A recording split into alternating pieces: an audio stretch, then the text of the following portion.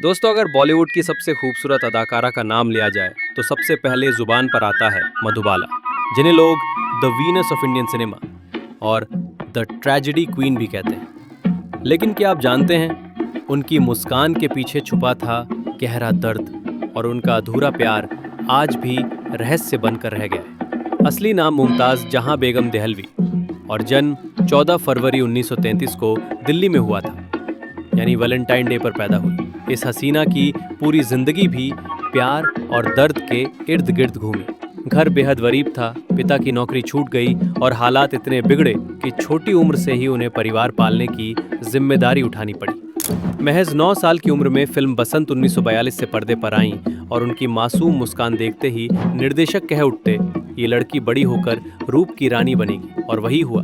देखते ही देखते वो बॉलीवुड की ब्यूटी क्वीन बन गई। उनकी खूबसूरती का जलवा इतना था कि हॉलीवुड मैगजीन थिएटर आर्ट्स ने उन्हें the biggest star in the world तक कहा और दर्शक उन्हें इंडियन मर्लिन मुनरो बुलाने लगे। महल 1949, अमर 1954, चलती का नाम गाड़ी 1958 और मुगल आजम 1960 जैसी हिट फिल्मों ने उन्हें अमर कर दिया। महल का गाना आएगा आने वाला आज भी उनकी पहचान बन चुका है। लेकिन दोस्तों, उनकी जिंदगी का सबसे बड़ा अध्याय था प्यार और उसका बिछड़ना। सबसे पहले उनका नाम जुड़ा निर्देशक कमाल अमरोही से, लेकिन रिश्ता ज्यादा दिन चला नहीं। फिर उनकी जिंदगी में आए बॉलीवुड के tragedy king Dilip Kumar. Film Tarana 1951 के सेट पर हुई मुलाकात ने इस रिश्ते को गहरा बना दिया और दोनों का प्यार 9 साल तक चला। लेकिन 1960 के एक कोर्ट केस और पारिवारिक मतभेदों ने उन्हें अलग कर दिया।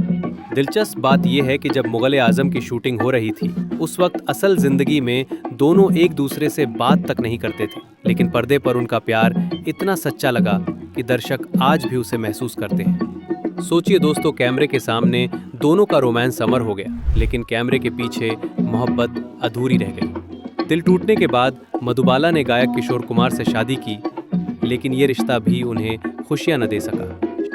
शादीशुदा जिंदगी में उन्हें अक्सर अकेलापन और बीमारी ने घेर लिया। दरअसल मधुबाला जन्म से ही दिल की गंभीर बीमारी वेंट्रिकुलर सेप्टल डिफेक्ट से जूझ रही थी। डॉक्टर ने कह दिया था कि वे लंबा जीवन नहीं जी पाएंगी, लेकिन इसके बावजूद उन्होंने हर लम्हे को हंसकर जिया। मुगले आजम की शूटिंग के दौरान जब वे भारी कवच पहनकर घंटों खड़ी रहीं, तो किसी को अंदाजा भी नहीं था कि उनके भीतर कितनी कमजोरी छुपी है। 23 फरवरी 1969 को महज 36 साल की उम्र में मधुबाला ने दुनिया को अलविदा कह दिया। उनकी मौत से पूरा देश सदमे में डूब गया। लेकिन दोस्तों, मधुबाला की कहानी यहीं खत्म नहीं होती। कहा जाता है कि हॉलीवुड डायरेक्टर्स ने उन्हें ऑफर दिया था, लेकिन उनके पिता ने मना कर दिया, वरना शायद आज वो इंटरनेशनल स्टार होती।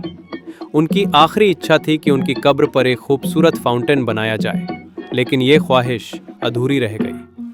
लोग कहते हैं उनकी मुस्कान जितनी चमकदार थी, उनकी किस्मत उतनी ही धुंधली। मधुबाला की जिंदगी हमें यह सिखाती है कि शोहरत और दौलत के बावजूद इंसान की सबसे बड़ी जरूरत सच्चा प्यार और सेहत होती है। वो भले ही आज हमारे बीच ना हो, लेकिन उनकी मुस्कान और अदाकारी हमेशा हमारे दिलों में जिंदा रहेगी।